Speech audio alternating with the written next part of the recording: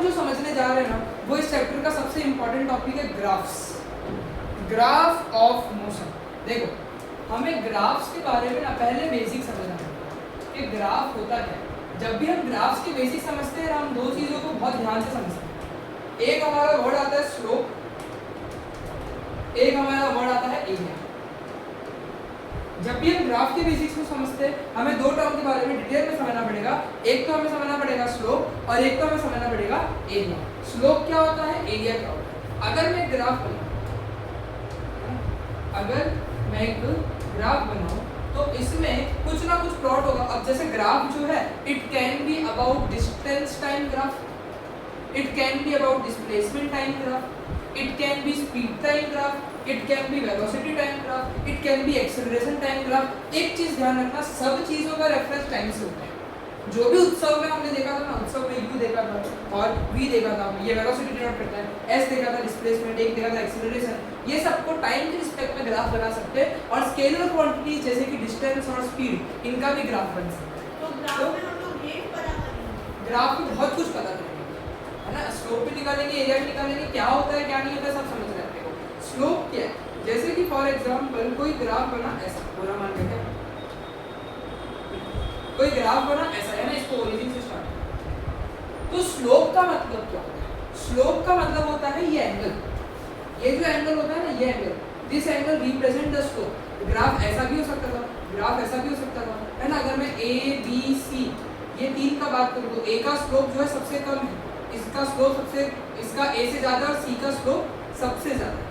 सी का स्लोप जो है वो क्या है, सबसे ज्यादा है। जैसे अगर 30 डिग्री का एंगल है, मैं 30 डिग्री के एंगल को देखो, ये हाथ पे कितना दिखा रहा है, 30 डिग्री का एंगल दिखा रहा है, ये भी कितना दिखा रहा है, 30 डिग्री का एंगल दिखा रहा है, ये भी कितना दिखा रहा है, 30 डिग्री का एंगल दिखा रहा है। आर्म्स की लेंथ डज नॉट मैटर, मतलब 30 डिग्री का एंगल ये भी 30 है, ये भी 30 है, ये भी 30 है। आर्म्स का एंगल जो आर्म्स का साइज है वो मैटर नहीं करता। किसी भी ग्राफ में स्लोप या स्टीपनेस जो होती है, किसी भी चीज में रियल लाइफ में स्लोप होता है, तुम ऐसे ऐसे करके स्लोप बताते हो ना, तो जो एंगल है ये वाला स्लोप उसी पे निर्भर करता है, यानी कि ये जो बीच का एंगल है, स्लोप जो है वो सिर्फ बीच के ये वाला एंगल पे निर्भर करता है। ये जो एंगल है इसको हम बोलते हैं स्लोप। क्या बोलते हैं इसको, हम स्लोप बोलते हैं। तो इस स्लोप से मुझे बहुत सारी इंपॉर्टेंट जानकारी मिलती है। अब स्लोप निकालने के लिए फॉर्मूला क्या यूज होता है, अब जो एक बात बता रहा हूँ ना उसको तुम लोगों को सिर्फ जानकारी के लिए बता रहा हूँ, वो तुम समझ नहीं पाओगे क्योंकि ट्रिग्नोमेट्री नाम के टॉपिक में बताने जा रहा हूँ, है ना। सिर्फ तुम्हारी जानकारी के लिए बता रहा हूँ कि किसी का भी स्लोप निकालना होता है तो tan थीटा निकालना पड़ता है। क्या करना पड़ता है, tan थीटा निकालना पड़ता है। और tan थीटा जो होता है वो होता है परपेंडिकुलर अपॉन बेस, ऐसा मतलब दिस वैल्यू अपॉन में this value, this is known as tan theta. But tan theta पर मैंने जैसा कि बोला तुमको ये इतना काम का नहीं है, तो मैं तुमको स्लोप का एक सिंपल सा फॉर्मूला बताऊंगा। अगर हमारे पास इस लाइन के दो कोऑर्डिनेट्स भी है, कोई भी दो कोऑर्डिनेट होने चाहिए ना इस लाइन पे, अगर दो कोऑर्डिनेट भी है तो भी मैं इसका स्लोप निकाल सकता हूँ। कैसे, पहला कोऑर्डिनेट x1 y1 होगा, सही बोल रहा हूँ गलत बोल रहा हूँ, पहला कोऑर्डिनेट x1 y1 होगा, दूसरा कोऑर्डिनेट x2 y2 होगा। तो स्लोप निकालने के लिए फॉर्मूला यूज करूंगा मैं जो कि होता है y2 - y1 upon x2 - x1। और इसका लॉजिक में बिना ट्रिग्नोमेट्री के तुमको समझा नहीं पाऊंगा, तो ये तुमको याद ही करना पड़ेगा कि स्लोप का जो फॉर्मूला है वो क्या है, y2 - y1 अपॉन में x2 - x1। तो ये स्लोप की बात है। Slopes depend on this theta, इस एंगल को मैंने क्या वेरिएबल दिया, थीटा। जैसे ग्रीक लैंग्वेज में अल्फाबेट्स नहीं होते, मतलब उसको जो अल्फाबेट्स होते हैं उनको लोग alpha, beta, gamma, theta, epsilon ऐसे बोलते हैं। तो ग्रीक लेटर का वर्ड यूज करते हैं हम लोग यहाँ पे और इसको बोलते हैं theta. This theta represent the angle and this angle is the slope. ये क्या है, स्लोप। ये थी स्लोप की बात। एरिया की बात क्या है, एरिया के लिए this area is nothing but area under curve. ये एरिया कुछ नहीं है, ये एरिया अंडर कर्व है। मतलब कि इस ग्राफ के अंडर में कितना एरिया है, इस ग्राफ के अंदर जितना एरिया है वो भी इसका एरिया अंडर कर्व है। इस ग्राफ के अंदर में जो एरिया आ रहा है वही क्या बनता है, इसका एरिया अंडर, तो ये क्या बनता है इसका बच्चा पार्टी, एरिया अंडर कर्व बनता है। ये पूरा, हाँ, इसके अंदर का सब कुछ, बाहर का कुछ नहीं, जो भी है अंदर का, समझ गए ना भाई। तो ये इसका एरिया अंडर कर्व है। अब देखो हम लोगों के पास we have 3 different types of graph। 3 different type of graph है। तीसरा का सिर्फ नाम दूंगा, सिलेबस में नहीं है, एनसीईआरटी में मेंशन नहीं है, पर हमेशा समझा जाता है। एक होता है पोजीशन टाइम ग्राफ, ये सिलेबस में है। एक हमारे पास ग्राफ होता है पोजीशन टाइम ग्राफ। इसमें दो तरीके के हम ग्राफ पढ़ते हैं। एक हम पढ़ते हैं डिस्टेंस टाइम ग्राफ, एक हम पढ़ते हैं डिस्टेंस टाइम ग्राफ, एक हम पढ़ते हैं डिस्प्लेसमेंट टाइम। कौन से दो पढ़ते हैं भाई? ये पोजीशन टाइम ग्राफ होते हैं।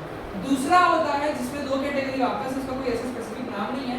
एक होता है स्पीड टाइम ग्राफ और एक होता है वेलोसिटी टाइम ग्राफ। ये एक ही जैसे कंसेप्ट है, बस स्केलर वेक्टर का फर्क है, तो इसको एक ही कैटेगरी में लिखा जाता है। तीसरा जो होता है वो होता है एक्सेलरेशन टाइम ग्राफ। एक्सेलरेशन की स्पेलिंग बोलिए, ACCERATION, acceleration time graph. But ये मेरे सिलेबस में नहीं है, मेरे सिलेबस में ये नहीं है।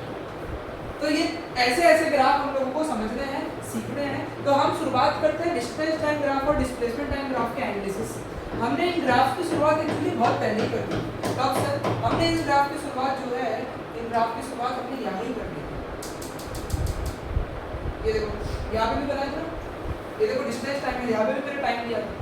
तो ये डिस्टेंस टाइम ग्राफ है, इनकी शुरुआत हम बहुत पहले ही कर चुके थे। अब बस इसको समझना है बहुत अच्छे से। स्लोप और एरिया का कंसेप्ट जो है वो मुझे समझना पड़ेगा यहाँ पे बहुत अच्छे से। तो अब पोजीशन टाइम ग्राफ को डिकोड करते हैं। पोजीशन टाइम ग्राफ को डिकोड करते हैं। दो ही तरीके के ग्राफ है हमारे पास। एक है मेरे पास डिस्टेंस टाइम ग्राफ, एक है मेरे पास डिस्टेंस टाइम ग्राफ, और एक है मेरे पास डिस्प्लेसमेंट टाइम ग्राफ। डिस्प्लेसमेंट का छोटा है, इसे ध्यान रखना। डिस्प्लेसमेंट का क्या है? ये छोटा है। स्लोप, इनका जो अगर मैं स्लोप निकालूं, इन ग्राफ का जो मैं स्लोप निकालूं, तो इसका जो डिस्टेंस टाइम ग्राफ का स्लोप है ना, वो मुझे कुछ ऐसी जरूरी चीज देती है जो शायद तुम जानते हैं। बट स्लोप निकालने से हमें कुछ आंसर मिलता है। क्या? जैसे अब यहाँ पे डिस्टेंस और टाइम का एक ग्राफ दिया हुआ है, इसका जो स्लोप है ना, इसका स्लोप क्या देता है, उसका लॉजिक चलो समझते हैं। ऐसा समझो, शुरुआत में 0,0 था और बाद में इसने 40 किलोमीटर की डिस्टेंस कवर कर ली 10 सेकंड। 10 सेकंड में कितनी डिस्टेंस कवर कर ली? 40 की। ये डिस्टेंस होगा इन मीटर और ये टाइम होगा इन सेकंड। स्लोप का फॉर्मूला तुमने देखा, y2 - y1 x2 - x1 होता है, राइट? सही बोल रहा हूँ, गलत बोल रहा हूँ? तो यहाँ पे समझ लो कि this is x1 and y1 and this is x2 and y2। तो y2 - y1 मतलब 40 - 0 अपॉन में x2 - x1 मतलब 10 - 0। तो जाएगा 40 - 0 40 अपॉन में 10 - 0 10, यानी कि 4। ये 4 क्या है सर? ये जो 4 का आंसर आपने निकाला है, ये है क्या? ये स्लोप तो ठीक है, स्लोप तो मुझे पता है वो थीटा एंगल होता है, पर ये एग्जैक्टली क्या चीज है? तो ये जो 40 था, ये पता है क्या था? ये जो 40 था, ये क्या था समझ रहे हो तुम लोग? ये डिस्टेंस था कि नहीं था? 40 का डिस्टेंस है। तो देखो ये 40 y एक्सिस का वैल्यू है। y एक्सिस पे क्या दिया होता है? डिस्टेंस दिया होता है। क्या दिया होता है तुम लोगों को? डिस्टेंस दिया होता है। तो ये 40 जो था वो डिस्टेंस था, नीचे जो 10 था वो क्या था? टाइम था। डिस्टेंस अपॉन टाइम क्या देता है? स्पीड देता है। डिस्टेंस अपॉन टाइम क्या देता है? फोन देखो देखो, डिस्टेंस अपॉन टाइम क्या देता है? स्पीड देता है। तो यानी कि ये जो स्लोप मैंने निकाला डिस्टेंस टाइम पर, ध्यान देना, ये जो डिस्टेंस टाइम का आपका स्लोप निकाला मैंने, ये तुमको क्या दे रहा है? स्पीड दे रहा है। तो this is nothing but 4 metre per second. तो ग्राफ से भी स्पीड निकाली जा सकती है। तुमको डिस्टेंस और टाइम का ग्राफ दिया होगा, तुमको बोलेंगे इस बंदे की स्पीड बता दो, तो उस बंदे की स्पीड बताने के लिए तुमको उस बंदे के ग्राफ का क्या निकालना पड़ेगा? स्लोप निकालना पड़ेगा। क्या निकालना पड़ेगा तुमको? स्लोप निकालना पड़ेगा। तो क्या सीखा तुमने आज? क्या सीखा तुमने? Slope of distance time graph gives speed. तो सर ऐसी कुछ कहानी फिर तो सर वहां पे भी नहीं चाहिए कि अगर इस बंदे ने, इस बार हम न्यूमेरिकल थोड़े चेंज कर दो तो ज्यादा समझ आएगा। करते हैं, अगर इस बंदे ने 2 सेकंड में 10 मीटर ट्रैवल किया है और अगर इसने 8 सेकंड में 70 मीटर ट्रैवल कर लिया है ना, डिस्टेंस, ये डिस्प्लेसमेंट है इन मीटर और ये टाइम है इन सेकंड।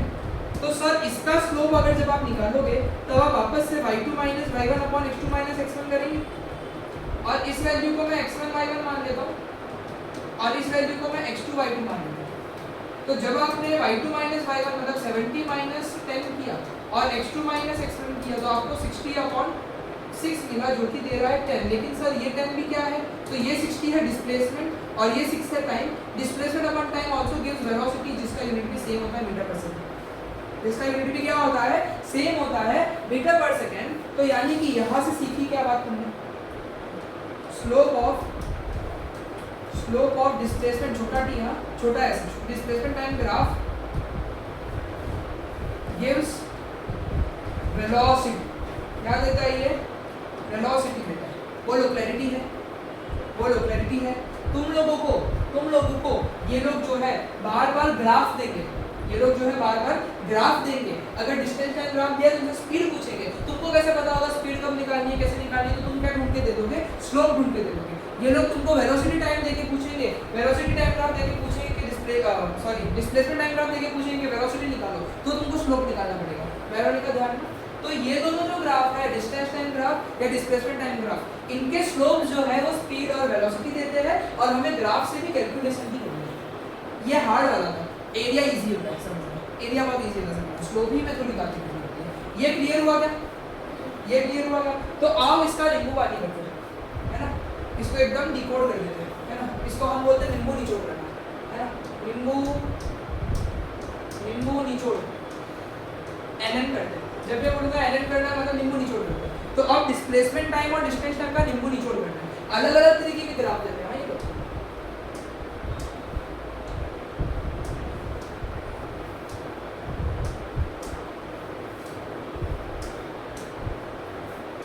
छह बना तो देता हूँ, 6 वाले 6 केस नया नहीं है वो अभी बता सकते। अब देखो डिस्प्लेसमेंट टाइम टू या डिस्प्लेसमेंट टाइम टू या डिस्टेंस टाइम टू फर्क है कुछ है, तो अल्टीमेटली एक ही चीज एनालिसिस कर रहे हैं तो एक ही बात है। अगर डिस्प्लेसमेंट टाइम ग्राफ ऐसा है तो यानी कि इसका एकदम स्ट्रेट लाइन है ना, इसका निंबू निचोड़ ये है, तो थोड़ा सा मुझे जगह की कमी पड़ जाएगी, थोड़ा सा जगह की क्या होगी, कमी पड़ जाएगी, तो इसको छोटा कर देते हैं और नीचे ले आते हैं। और ऊपर वाले को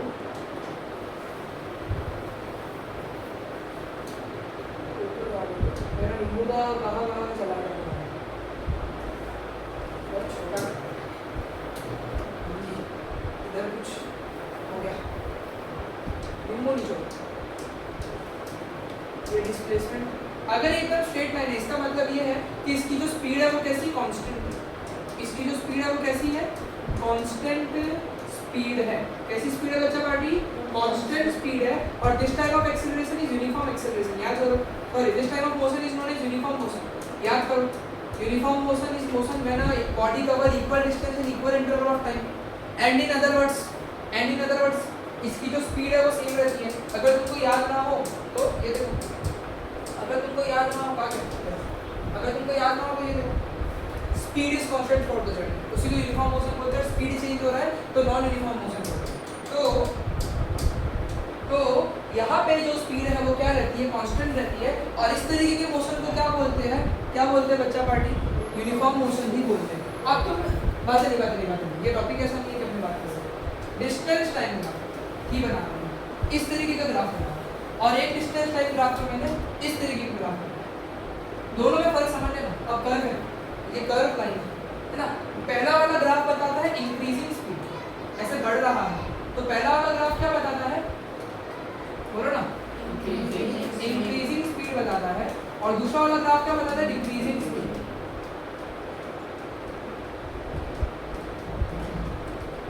क्लियर है। और दोनों सिनेरियो में क्या होगा, बोलो ना बच्चा पार्टी, क्या होगा, नॉन यूनिफॉर्म मोशन होगा, क्योंकि स्पीड में चेंज आना ही नॉन यूनिफॉर्म मोशन कहलाता है। स्पीड में बोलो चेंज आना ही नॉन यूनिफॉर्म, तो ये नॉन यूनिफॉर्म मोशन है। ये निंबू निचोड़ कर रहे हैं। इतनी बातें एनसीईआरटी में नहीं है, लेकिन सवाल तो बहुत आते हैं,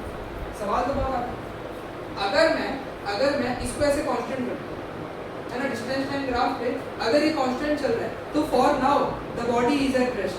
अभी मेरी बॉडी किस पे है, रेस्ट पे है, क्योंकि डिस्टेंस जो है इसका सेम चल रहा है। डिस्टेंस चेंज हो रहा है क्या, डिस्टेंस चेंज नहीं हो रहा है। अगर डिस्टेंस चेंज नहीं हो रहा है, तो यानी कि बॉडी किस पे है, रेस्ट पे। अब देखो अब जो दो केस बता रहा हूँ ना, इसमें पहला वाला केस ध्यान से रखना, ये ए है, ये बी है, स्लोप किसका ज्यादा है? बी का ज्यादा है, वो ज्यादा ऊपर है ना, देखो नीचे का एंगल ही स्लोप बताता है, ए का एंगल ज्यादा है, एंगल बी, बी का जो एंगल है वो ए से ज्यादा है, तो स्लोप है ना, उसको पढ़ेंगे, slope of B is greater, B का स्लोप ज्यादा है, इसका सर ये मतलब है कि speed of B is more than speed of A. हाँ जी बिल्कुल, जिसका स्लोप ज्यादा होगा उसकी स्पीड भी क्या होगी? ज्यादा। क्लियर है? अब ये जो एक केस बता रहा हूँ मैं, इसको थोड़ा उधर से बता रहा हूँ, ये जो एक केस बता रहा हूँ मैं, ये जो है ये नॉट पॉसिबल केस है, दिस इज नॉट पॉसिबल। ऐसे बढ़कर ऐसे हो सकता है, बट ऐसे बढ़कर बढ़ते बढ़ते नीचे नहीं जा सकता। पहला वाला case, first case is possible, second case is not possible. तो ऐसा क्यों है ना, अगर मैंने पिक और क्रॉस बना दिया तो इसको मिटा दूंगा, कंफ्यूजन नहीं होगा। ऐसा क्यों? कभी भी डिस्टेंस में आप नेगेटिव नहीं कर सकता, आपकी डिस्टेंस कभी कम हो सकती है क्या? आपका डिस्प्लेसमेंट कम हो सकता है, आपका शॉर्टेस्ट पाथ छोटा हो सकता है, आपकी डिस्टेंस कभी कम नहीं हो सकती। आप जब तक चल रहे हो आप कोई ना कोई डिस्टेंस ट्रैवल करोगे करोगे। मैं यहाँ पे खड़ा हूँ, हाँ मैं यहाँ पे खड़ा हूँ, मैं पहले 10 मीटर आगे गया, फिर मैं 5 मीटर पीछे आया, डिस्प्लेसमेंट कितनी होगी? 5। जब मैं इधर था तो डिस्प्लेसमेंट 10 हो गई थी, पर जब मैं वापस इधर आया तो डिस्प्लेसमेंट कितनी हो गई? 5 हो गई, पर मेरी डिस्टेंस 15 और पीछे आ गई, डिस्टेंस 20। बढ़ेगी ही, कम होगी डिस्टेंस कभी? कोई भी ऐसा सिनेरियो बता दो जहाँ पे डिस्टेंस कम होती है? नहीं होती है। तो ये ग्राफ बढ़ सकता है, सीधा रह सकता है, नीचे नहीं जा सकता। इसका जो ग्राफ है नीचे नहीं जा सकता, the curve can't go negative. Negative का तो सवाल ही नहीं उठता, या तो can't go down, can't go negative या कांट गो डाउन। ये था तुम्हारा पूरा का पूरा क्या? पूरा का पूरा निचोड़ ऑफ पोजीशन टाइम ग्राफ। अब हर जगह पे डिस्टेंस की जगह डिस्प्लेसमेंट लगा दूं तो हर जगह पे स्पीड की जगह वेलोसिटी आ जाएगी, कुछ भी गलत नहीं, समझे ना? कुछ भी गलत नहीं उसमें। तो ये था हमारा निचोड़ of position time graph. Doubt लग रहा है कुछ? ये अच्छी चीज है, एग्जाम में आती है, एमसीक्यू भी आता है इसका, 2-3 मार्क के सवाल भी आते हैं इसके, यानी कि बढ़िया सी चीज है ये, और सब लॉजिक है, बिना लॉजिक के कुछ नहीं बताऊंगा, कभी भी नहीं। सर ये पार्ट तो स्टोरी हो गया, ये तो बहुत इजी है, स्टोरी नहीं है। अब चलो, अब इसके बाद हम आते हैं, ये स्लोप की हमने सारी बातें की, अभी तक हम जितनी बात कर रहे थे ये स्लोप वाइज सब कुछ हम समझ रहे थे। अब हमको जो समझना है एरिया वाइज समझना है। क्या समझना है? एरिया वाइज समझना है। तो area under the curve, area under the curve, और ध्यान देना समय देखोगे तो ये टॉपिक नहीं आएगा, समय नहीं देखना क्लास के बीच में, मुझे सबसे ज्यादा बुरी चीज यही लगती है, समय कभी देखने का नहीं, समय कभी कुछ नहीं करना, पढ़ते जाने का। एरिया अंडर कर्व, अलग अलग तरीके के कर्व होते हैं जिनका एरिया अलग अलग तरीके से निकलता है। जैसे कि एक कर्व है ऐसा, एक कर्व है ऐसा, और एक कर्व है ऐसा। तो तुम बोलोगे सर पहले तीसरे में क्या फर्क है? पहला ओरिजिन से शुरुआत हुआ, तीसरा वाला ओरिजिन से शुरुआत हुई, इसकी वजह से पूरा फॉर्मूला बदल जाता है। एरिया निकालना है मुझे, एरिया निकालने के लिए कभी भी इस कर्व के एंड पॉइंट को तुम लोग एक्स एक्सिस तक जोड़ दोगे। क्या बोला मैंने? एंड पॉइंट को एक्स एक्सिस तक जोड़ दोगे। अगर ये हमारा वाई एक्सिस पे टच कर रहा है, जैसे यहाँ पे तो वाई एक्सिस पे टच ही नहीं कर रहा, तो इनिशियल पॉइंट को भी एक्स एक्सिस पे जोड़ोगे और इसको भी एक्स एक्सिस पे जोड़ोगे। क्लियर है या नहीं? अगर मैं वेरिएबल दूं ए बी इसको और इसको ए बी सी डी दे दूं, एरिया निकालना है, तो ये राइट एंगल ट्रायंगल नहीं बनेगा। तो जो ग्राफ एकदम सीधा होता है और सीधे ओरिजिन से शुरुआत होता है, उसका एरिया निकालने के लिए ये ट्रायंगल का एरिया का फॉर्मूला वर्क करेगा। ट्रायंगल का एरिया का फॉर्मूला क्या होता है बच्चा party? Half into base into. Triangle के एरिया का फॉर्मूला क्या होता है? Half into base into. उससे आप एरिया अंडर कर्व निकाल सकते हो, उससे आप क्या कर सकते हो? एरिया अंडर कर्व निकाल सकते हो। अगर ऐसा कोई ग्राफ बना है तो this is nothing but either a rectangle और a square. Most of cases में रेक्टेंगल बनता है तो फॉर्मूला लेंथ इनटू ब्रेड्थ बनेगा। अगर ये वैल्यू सेम है तो ये स्क्वायर बन जाएगा, जिसका फॉर्मूला साइड इनटू साइड बन जाएगा। तो अभी हम रेक्टेंगल ही मानेंगे क्योंकि तुमको बहुत रेयर केस में स्क्वायर देखने मिलेगा। तो ये जो है इस केस में एरिया जो है रेक्टेंगल के फॉर्मूला से आता है, और रेक्टेंगल का जो फॉर्मूला होता है वो होता है l इंटू b। रेक्टेंगल का जो फॉर्मूला होता है वो होता है l इंटू b, मतलब इस केस में a इंटू b। ये वैल्यू तो तुम लोग a का वैल्यू x एक्सिस से निकालोगे, b का वैल्यू y एक्सिस से निकालोगे, बड़ा गलत है यार ये। सर समझ नहीं आता है। जैसे कि फॉर एग्जांपल अगर ये 10 यहाँ पे मेंशन है, यहाँ पे 40 मेंशन है, a का वैल्यू 10, b का वैल्यू 40, वो ग्राफ में जो दिया होगा उसी से मेजरमेंट कर कराएगा।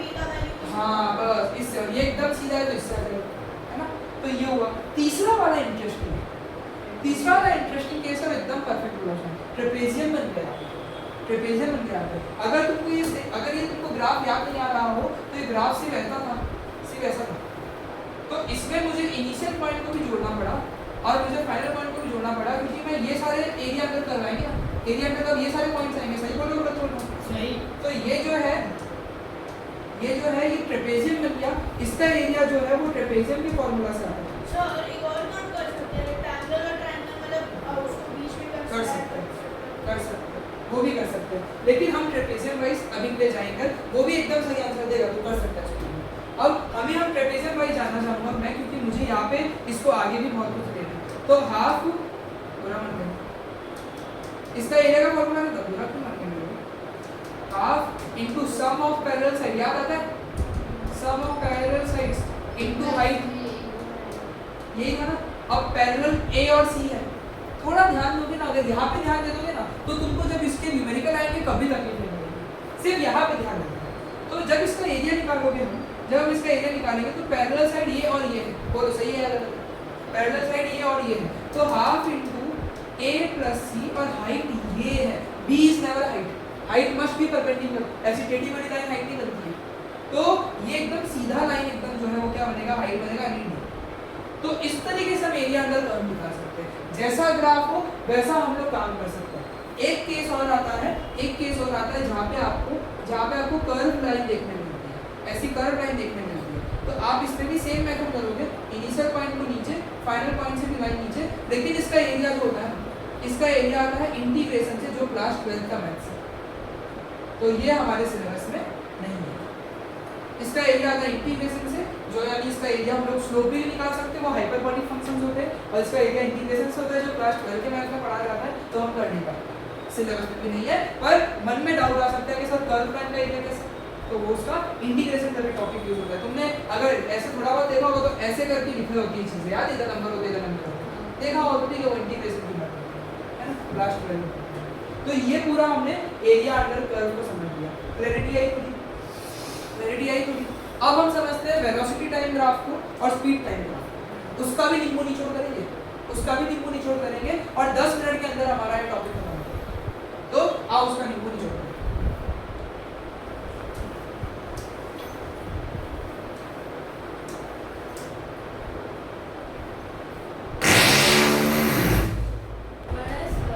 नहीं, अभी तो क्लास का टाइम बाकी है। देखो मेरी बातों को ध्यान से सुनना। वेलोसिटी टाइम ग्राफ में जैसे हमने एरिया की बात की, हमने पोजीशन टाइम ग्राफ में एरिया नहीं निकाला। इसका कारण ये है कि पोजीशन टाइम ग्राफ में एरिया कुछ भी नहीं लेगा, स्लोप से स्पीड आ जाएगी, लेकिन एरिया से एक ऐसा नंबर आएगा जो तुम्हारे लिए फालतू। तो हम लोगों ने क्या किया, एरिया तो नहीं निकाला उसमें, लेकिन इधर निकाला है। तो अब स्पीड टाइम ग्राफ और वेलोसिटी टाइम ग्राफ को डिकोड करते हैं। देखो मेरा बड़ा है स्पीड है, छोटा है डिस्प्लेसमेंट है, ध्यान रखना। तो स्पीड टाइम ग्राफ है, ऐसा मान लेते हैं ये डेटा चल रहा है ऐसा, ये डेटा चल रहा है ऐसा, और इधर भी एक डेटा चल रहा है ऐसा। दोनों को डिकोड करेंगे, सिर्फ 15 मिनट लूंगा, लेकिन पूरा टॉपिक समझ आ जाएगा, जो तुमको बहुत कंफ्यूजन मिलने वाला है इसमें। तो देखो यहाँ पे ऐसा मानते हैं कि this value is 10 and this value is 50, और यहाँ पे ध्यान देना है this value is 2, this value is 8, this value is 10 and this value is 100। अब देखो इसका जब मैं स्लोप निकाल रहा हूँ, तो स्लोप, चलो स्लोप की बात वेलोसिटी में करते हैं। इसका जब मैं स्लोप निकाल रहा हूँ तो फॉर्मूला है y2 minus y1 upon x2 minus x1। इसका कोऑर्डिनेट है 2,10, इसका कोऑर्डिनेट है 8,100। तो ये x1, y1 मान लेता हूँ, इसको x2, y2 मान लेता हूँ। तो स्लोप का जो फॉर्मूला है वो y2 minus y1 upon x2 minus x1 का फॉर्मूला है। अब y2 वहाँ पे क्या है, 100 है, और y1 क्या है 10, x2 क्या है 8 और x1 क्या है 2। बोलो ये तो क्लैरिटी है ना। मुझे पता है थोड़ा सा थकान हो गया होगा, पर समझने की कोशिश करना। ये कंटिन्यूएशन में एक दिन में होगा ना तो तुमको पूरा क्लियर हो जाएगा। अगर मैंने इसमें ब्रेक दे दिया ना ये कभी क्लियर नहीं होगा। हार्ड टॉपिक तो है ये थोड़ा सा, पर समझोगे तो इजी पड़ेगा। तो ये आ रहा है 90/6 मतलब कि 15। मेरा सवाल कभी चेंज नहीं होता 15 क्या, नहीं पता ही नहीं कुछ। 15 क्या, तो ये 90 जो है ये वेलोसिटी थी। तुमने देखो 90 यहाँ से लिया, ये वेलोसिटी है, तो ये मीटर पर सेकंड में। लेकिन नीचे जो 6 है वो क्या है, टाइम है, जो कि सेकंड्स में होता है। तो मीटर पर सेकंड अपॉन में सेकंड का मतलब तो sir metre per second square होता है। समझ रहे हो? Metre per second upon second का मतलब क्या होता है sir, metre per second square होता है। मतलब ये 15 मीटर पर सेकंड स्क्वायर है। ये क्या है, एक्सीलरेशन है। ये क्या है, एक्सीलरेशन है। तो वेलोसिटी टाइम ग्राफ का जो स्लोप है उसने क्या दिया, एक्सीलरेशन दिया। अब तुम लोग मुझसे क्वेश्चन नहीं पूछते, तुम लोगों ने पूछा नहीं सर आप स्लोप वहां से यहाँ पर क्यों आ गए। अगर मैं यहाँ पे स्लोप निकालूंगा तो भी मुझे यहाँ पे मीटर पर सेकंड का ही यूनिट आएगा। लेकिन ये स्पीड टाइम ग्राफ है, स्केलर क्वांटिटीज में किस चीज का unit metre per second square था, एक्सीलरेशन तो वेक्टर है। तो जब मैंने वेलोसिटी यानी वेक्टर क्वांटिटी का ग्राफ निकाला तो मैंने मीटर पर सेकंड स्क्वायर में एक्सीलरेशन लिख दिया। लेकिन स्केलर क्वांटिटी में कोई भी ऐसी चीज है जिसका मीटर पर सेकंड यूनिट है, नहीं है। अभी तक हमने सब कुछ पढ़ लिया जितना हमारे यूनिट में है। तो यानी कि कुछ भी ऐसा नहीं है स्केलर क्वांटिटीज में जो मीटर पर सेकंड स्क्वायर में आता है। इसलिए इसका स्लोप जो है वो फालतू है। इसका स्लोप निकालना क्या है मेरे लिए वेस्ट है, और इसका स्लोप निकालना मेरे लिए फ्रूटफुल है। बोलो क्लैरिटी आई, बोलो बच्चा पार्टी क्लैरिटी आई। हेलो अब देखो, अब हमने स्लोप की बात तो कर ली, अब हमने स्लोप की बात तो कर ली। तो यानी कि इसका स्लोप एक्सीलरेशन देता है। अब एरिया की बात करेंगे, एरिया की बात दोनों करते हैं। एरिया बोलो ये तो इधर जमीन को छू रहा है, इसको नीचे ले लूंगा तो ये ट्रायंगल बन रहा है। इसका एरिया का फॉर्मूला आएगा half into base into height. मतलब हाफ इंटू बेस क्या है 10 यूनिट है नहीं, और हाइट कितनी है बोलो 50 यूनिट जितनी। हाइट कितनी है बच्चा पार्टी 50 यूनिट जितनी। तो ये हाफ इंटू 10 इंटू 50 250 आएगा। मेरा सवाल कभी चेंज नहीं होगा 250 क्या, 250 क्या आया। तो हाफ की तो कोई यूनिट नहीं होती है ना, उसको जाने दो। बेस क्या था टाइम, बेस की यूनिट थी सेकंड, और हाइट क्या है, इसकी जो हाइट है ये वाई एक्सिस से आई है जो कि क्या है स्पीड है, और उसकी यूनिट होती है मीटर पर सेकंड। जब ये मल्टीप्लाई होंगे आपस में तो सेकंड सेकंड क्या हो जाएगा कट हो जाएगा, और ये क्या आया मीटर। ये क्या आया मीटर आया। तो area of speed time graph, area of speed time graph gives distance. ये क्या आई डिस्टेंस आई। और मुझे लगता है कि मैं अगर उसका एरिया निकालूंगा area of velocity time graph, तो ये मुझे लगता है क्या देगा डिस्प्लेसमेंट दे देगा, क्योंकि वो भी आएगा तो मीटर में, वो भी आएगा तो मीटर में ही। स्पीड टाइम वेलोसिटी टाइम एक ही तो जैसे लोग हैं, इसमें मीटर में आंसर आया तो उसमें भी किसमें आंसर आएगा मीटर। तो यानी कि अगर ये मीटर डिस्टेंस है तो वो मीटर डिस्प्लेसमेंट कहलाएगा, क्योंकि ये स्केलर था ये वेक्टर का ग्राफ है। अब इसका भी एरिया निकालना, तो इसका एरिया का फॉर्मूला जो है वो क्या बनता है ट्रेपेजियम है नहीं। तो बोलो ये तो क्या है, थोड़ा सा मैं इसको मिटा दूंगा क्योंकि मुझे एरिया निकालना है, मुझे ये वैल्यूज परेशान है।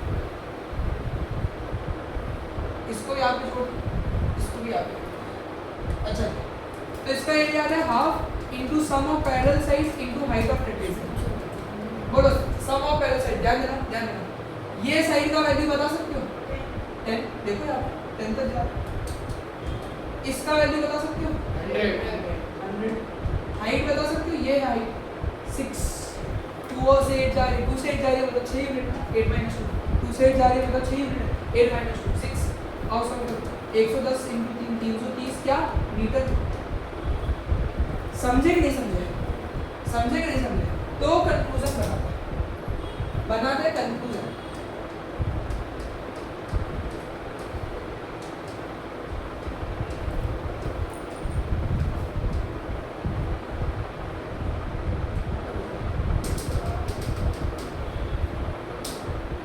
स्लोप का कंक्लूजन बनाता और एरिया का कंक्लूजन, डिस्टेंस टाइम ग्राफ बनाया और क्या बनाया और डिस्प्लेसमेंट टाइम ग्राफ बनाया। और क्या बनाया, स्पीड टाइम ग्राफ बना देगा, छोटा है बड़ा है, और क्या बनाया, वेलोसिटी टाइम ग्राफ बनाया। यहाँ पे भी हमने क्या बनाया, डिस्टेंस टाइम ग्राफ बनाया, और क्या बनाया, स्पीड टाइम ग्राफ बनाया, और क्या बनाया, डिस्प्लेसमेंट टाइम ग्राफ बनाया, और क्या बनाया, वेलोसिटी टाइम ग्राफ बनाया। स्लोप जो है वो सबका मीनिंगलेस था, सिर्फ स्लोप जो है वो सबका मीनिंगफुल था, सिर्फ इसको छोड़। तो यानी कि इधर मैं लिख देता हूँ, डिस्टेंस टाइम ग्राफ का स्लोप स्पीड देता है, डिस्प्लेसमेंट टाइम ग्राफ का स्पीड और स्लोप वेलोसिटी देता है, स्पीड टाइम ग्राफ का स्लोप लॉलीपॉप देता है, मतलब कुछ नहीं देता लॉलीपॉप, और वेलोसिटी टाइम ग्राफ का स्लोप देता है एक्सीलरेशन देता है। ये भाई सब एक्सीलरेशन देता है। यहाँ पे वेलोसिटी टाइम ग्राफ का area under the curve displacement दे रहा था, क्या दे रहा था बच्चा पार्टी, और इसका जो स्पीड टाइम ग्राफ का कर्व एरिया अंडर कर्व क्या दे रहा था, डिस्टेंस दे रहा था, और इनका एरिया बहुत जरूरी चीज दे रहा था जो कि क्या था, लॉलीपॉप। क्या था बच्चा पार्टी, लॉलीपॉप मतलब कुछ भी नहीं दे रहा है, तुम्हारे अंडरस्टैंडिंग और याद रह जाए इसके लिए, लॉलीपॉप मतलब कुछ भी नहीं दे रहा। तो बाकी सब जो है ये हमारा कंक्लूजन था स्लोप का और एरिया का। पर हम लोगों को अभी नींबू निचोड़ करना है, अभी हम लोगों को नींबू निचोड़ करना है, नींबू निचोड़ of velocity time. Speed time graph का भी सेम ही नींबू निचोड़ है ना। 6 ग्राफ बना दे वापस, कितने बनाऊंगा,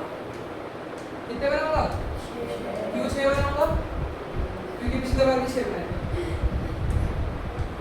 लॉजिक है यार। अभी क्यों 6 बनाऊंगा, ये जो बच्ची है ना जिसका नाम वो क्या था, अंबर से था, क्या था, आर, तो उसका क्या था, हाँ तुझे याद है तेरा नाम, क्योंकि मुझे तो नहीं उसका नाम याद है। चलो अब देखो, ये वेलोसिटी टाइम ग्राफ है, ये जो लाइन बनानी है ये है वेलोसिटी इंक्रीज हो रही है, ये क्या हो रहा है, यहाँ पे वेलोसिटी बढ़ रही है, राइट, हेलो, यहाँ पे वेलोसिटी क्या हो रही है, बढ़ रही है, ये बात तुम लोगों को ध्यान रखना पड़ेगा। तो इंक्रीजिंग वेलोसिटी, बट सीधा लाइन होने के कारण इसको बोलते हैं कांस्टेंट एक्सेलरेशन।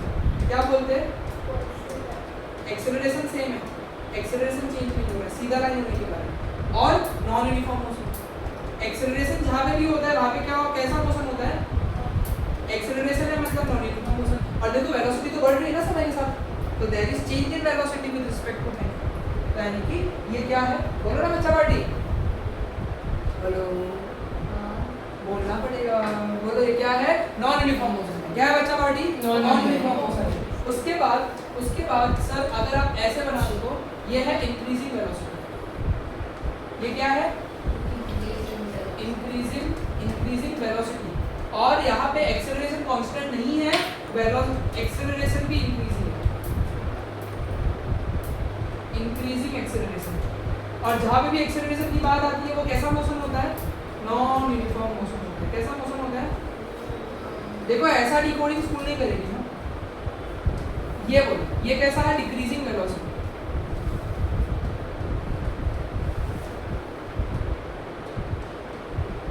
एक्चुअली यहाँ पे इंक्रीजिंग रेट इन वेलोसिटी लिखना ज़्यादा बेटर है, इंक्रीजिंग रेट इन वेलोसिटी, और यहाँ पे डिक्रीजिंग रेट इन वेलोसिटी। बाद में बढ़ तो रहा है लेकिन धीरे बढ़ रहा है, यानी कि डिक्रीजिंग एक्सेलरेशन। हाँ, डिक्रीजिंग एक्सेलरेशन। और तो यार क्या है ये, नॉन यूनिफॉर्म मोशन। क्या है बच्चा पार्टी, अगर इस बार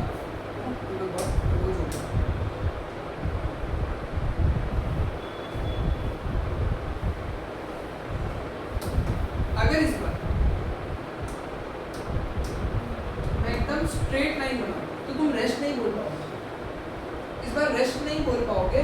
कारण ये है कि वेलोसिटी कांस्टेंट है, और जब तक कुछ वेलोसिटी है तब तक ऑब्जेक्ट मोशन है, जब तक कुछ वेलोसिटी है तब तक ऑब्जेक्ट किसमें बच्चा पार्टी, तो यानी कि क्या लिख सकता हूँ मैं इसको, कांस्टेंट वेलोसिटी। क्या लिख सकता हूँ मैं इसको,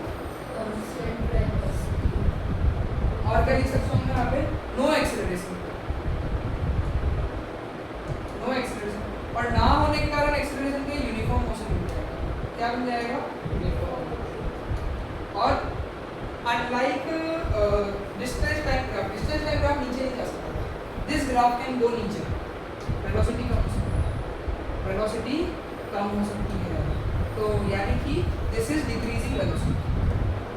ध्यान देना, रेट इन वेलोसिटी और डिक्रीजिंग वेलोसिटी, वहाँ पे वेलोसिटी बढ़ रही है लेकिन अब धीरे धीरे बढ़ रही है।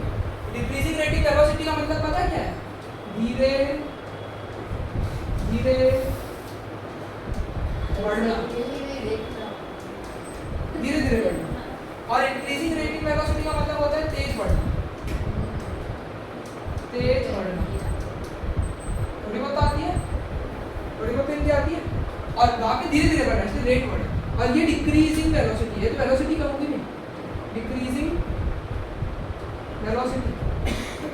और दिस मतलब ये जो ड्रॉप हुआ है, ध्यान देना थोड़ा सा 5 मिनट का क्लास में, फिर ये सब एक्सप्लेनेशन तो छोटो। तो ये जो डिक्रीजिंग वेलोसिटी है इसको बोलते हैं नेगेटिव एक्सेलरेशन। क्या बोलते हैं बच्चा पार्टी, नेगेटिव एक्सेलरेशन। अच्छा नहीं लगा तो रिटार्डेशन बोल देना, और अच्छा नहीं लगा डेसिलरेशन बोल देना। और एक्सेलरेशन है इसलिए अभी भी कैसा है, नॉन यूनिफॉर्म मोशन। एक्सेलरेशन है ये अभी भी इसमें कैसा है, और बच्चा पार्टी ये लास्ट। ऐसे तो हमने देखो ऑलमोस्ट सारे केस कवर कर लिए, तो अब एक नॉट पॉसिबल केस बनाना चाहिए, नहीं है ना, बनाना चाहिए। तो एक नॉट पॉसिबल केस बनाना चाहिए जो मीनिंगलेस है।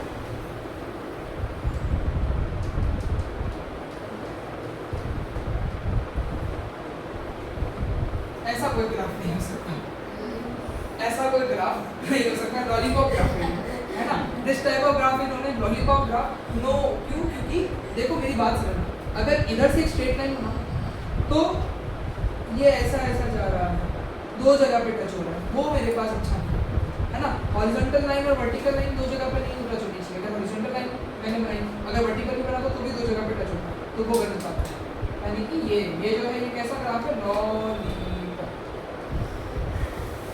This case is not possible in case of velocity time. ठीक है, डाउट लग रहा है? ये हमारा पूरा निचोड़ हो गया वीटी का।